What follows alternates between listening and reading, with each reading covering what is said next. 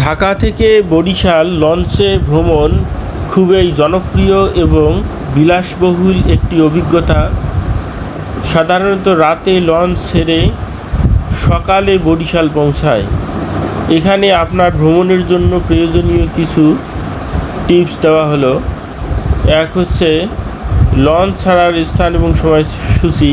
Launch ছাড়ার স্থান Dhaka Sadarghat launch terminal, যেটা দেখা যাচ্ছে ঢাকা লঞ্চ সদরঘাট টার্মিনাল। গন্তব্য বরিশাল লঞ্চ ঘাট। সময় বেশিরভাগ লঞ্চ সাধারণত রাত 8টা থেকে রাত 9টার মধ্যে ঢাকা থেকে বরিশালের উদ্দেশ্যে ছেড়ে যায়। পৌঁছানোর সময় গন্তব্যে পৌঁছাতে প্রায় 8 থেকে 10 ঘন্টা সময় লাগে, তাই এটি সাধারণত ভোর 4:30 থেকে 6টার মধ্যে বরিশালে পৌঁছায়। কিছু জনপ্রিয় লঞ্চের নাম বলা হচ্ছে। ঢাকা বরিশাল রুটে বেশ কয়েকটি নামিদামি লঞ্চ চলাচল করে, যা বিলাসবহুল সেবার জন্য পরিচিত। এর মধ্যে কয়েকটি হলো এমভি সুন্দরবন, এমভি সুরভি, এমভি পারাবত, এমভি মানামি এবং এমভি কীর্তনখোলা। তো আমি যে লঞ্চে ভ্রমণ করেছি সেটার নাম হচ্ছে এমভি মানামি লঞ্চ। সত্যি অনেক সুন্দর, ভ্রমণটাও সুন্দর হয়েছে আমার। লঞ্চের ভাড়া কেবিনের ওপর নির্ভর করে। কেবিনের ধরন অনুযায়ী আনুমানিক ভাড়া দেওয়া হলো। আপনি যদি ডেক সিট নেন তাহলে 250 থেকে 300 টাকা, সোফা চেয়ার নিলে 300 থেকে 600 টাকা, সিঙ্গেল কেবিন হচ্ছে 1000 থেকে 1400 টাকা, আর ডাবল কেবিন 2000 থেকে 2500 টাকা। আমি অবশ্য ডাবল কেবিনে ছিলাম। আর ফ্যামিলি কেবিন নিলে 2600 থেকে 3500 টাকা এবং ভিআইপি কেবিন নিলে আপনার 5000 থেকে 10,000 টাকা পর্যন্ত আপনাকে ভাড়া গুনতে হবে।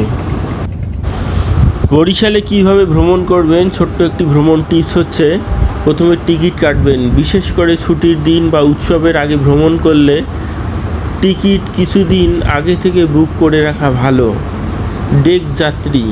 ডেক যাত্রীদের জন্য অবশ্যই নিজের চাদর বা কম্বল নিয়ে যাওয়া উচিত। যারা ডেকে যাবেন তাদের জন্য অবশ্যই কম্বল চাদর নিয়ে যাবেন। আর খাবার, লঞ্চে সাধারণত রাতের খাবারের ব্যবস্থা থাকে। ভাত, মাছ, ভর্তা, মাংস যাবতীয় খাবার থাকে।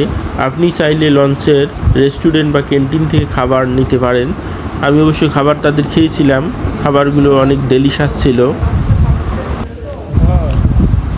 বরিশাল লঞ্চ ভ্রমণ শুধু একটি যাত্রা নয়, এটি বাংলাদেশের অন্যতম জনপ্রিয় এবং উপভোগ্য একটি অভিজ্ঞতা। যে অভিজ্ঞতাটা আমার হয়েছে, ঢাকা থেকে বরিশালে পৌঁছানোর এই নদীপথের ভ্রমণ নিয়ে ছোট্ট কিছু কথা আমি বললাম।